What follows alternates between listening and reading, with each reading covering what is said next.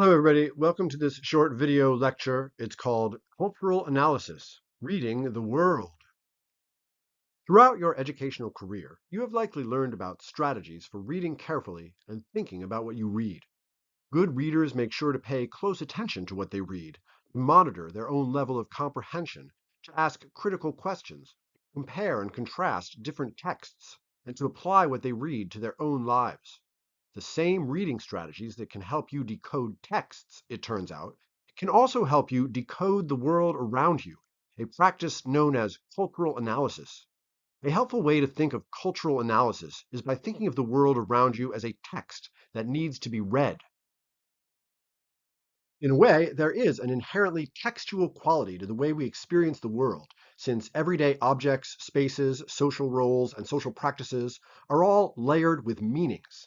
These meanings rarely express themselves openly, and even when they do, these explanations rarely exhaust the different possible meanings that a cultural object might be considered to have to different people and in different contexts. For this reason, social reality rewards the same kind of deliberate attentiveness that you use for reading a text. In fact, you're reading the world all the time.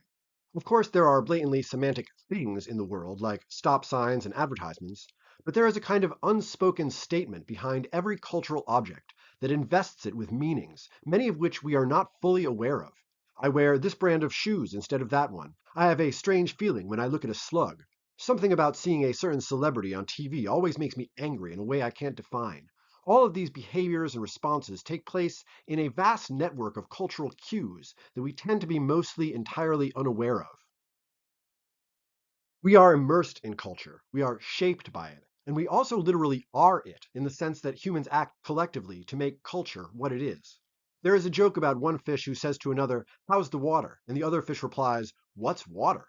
In the joke, fish don't know what water is because it is so ubiquitous that it is invisible. And the same can be said about our relationship with the cultural environments we inhabit.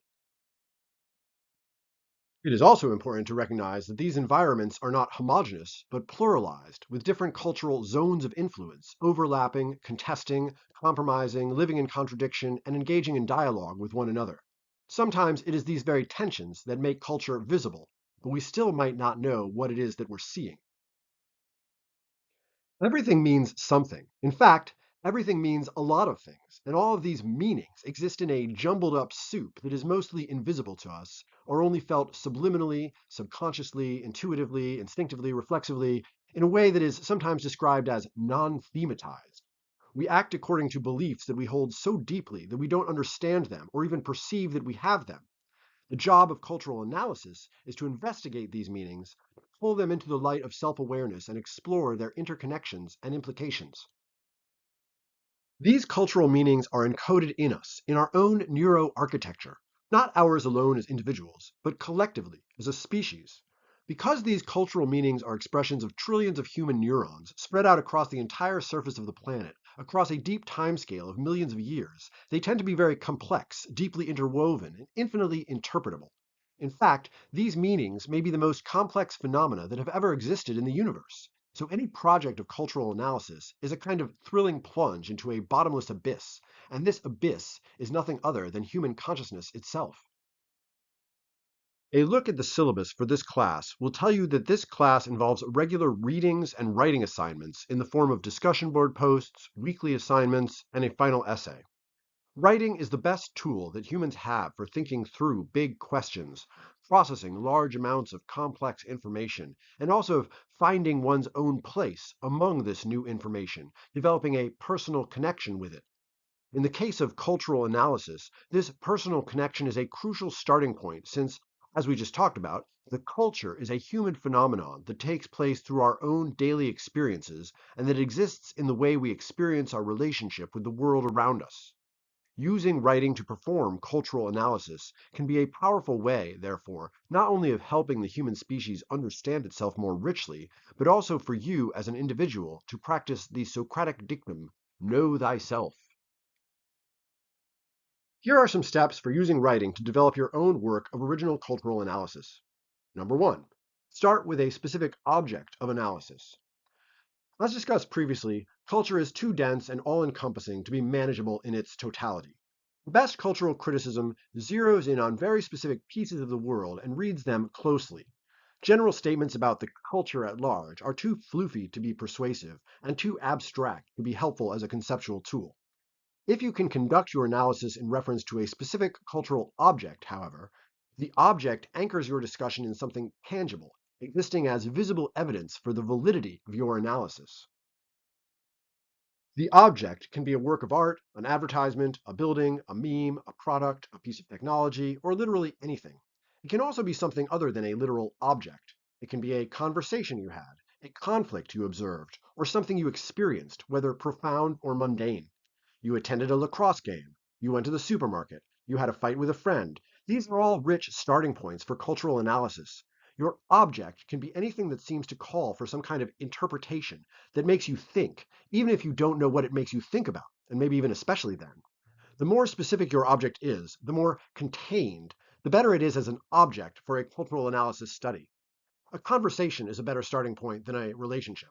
What you had for breakfast this morning is a better starting point for a cultural analysis than food in general.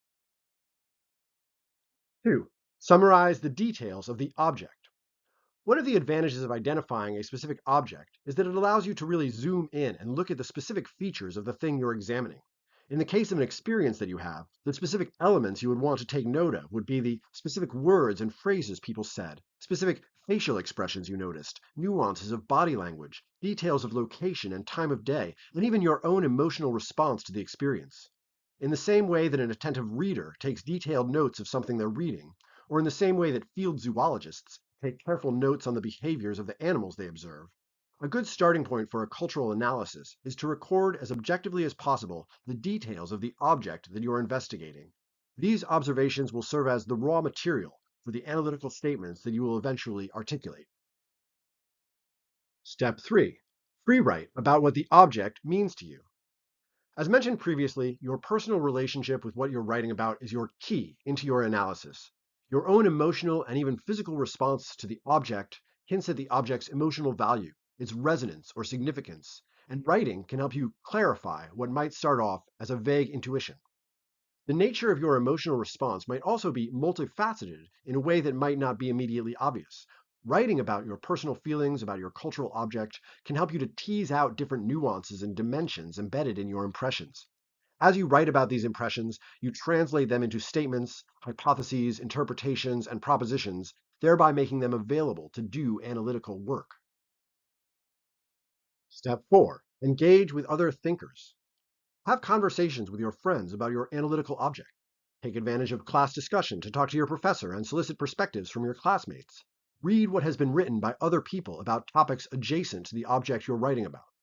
Your experience is uniquely your own, but comparing our personal impressions with other people's points of view can help us understand our own ideas more fully, both because these encounters often suggest new ways of thinking about our own ideas, and also because we sometimes understand our own ideas more clearly when they contrast against the ideas held by other people. Step 5. Run your object through a variety of interpretive fields. Theorists who practice cultural criticism tend to adopt specific interpretive points of view. Thinking about your own cultural object through the lens of these different interpretive approaches can help you to reveal different aspects of your object. Ideological. How does your object reflect or resist prevailing political attitudes? Psychological. How does your object reflect basic fears and desires in human consciousness? Historical. How does your object emerge from the historical circumstances in which it originated? Spiritual/metaphysical. How does your object reflect attitudes about transcendence? Economic/materialist. How does your object reflect or resist prevailing socioeconomic conditions? Biological/ecological. How does your object express vital processes and tensions inherent to life itself? Identity politics. How does your object reflect cultural attitudes about race, gender, sexuality, ability, and religion? Step 6. Write. After subjecting your object to all of this thinking, talking, and writing, select the ideas that make the most sense to you or which seem the most interesting. There is no magic formula for writing a cultural analysis essay, but a good starting point is to use a technique similar to the annotated bibliography's summary response format. Your reader will need a detailed summary of the object that you're describing, especially if the object is an episode from your own personal experience, and then they'll want to hear how you interpret the object. Articulate a statement about some way that you can interpret the meaning of your cultural object. Then identify specific details, aspects, or elements of that cultural object that support that meaning and explain how they do so one at a time.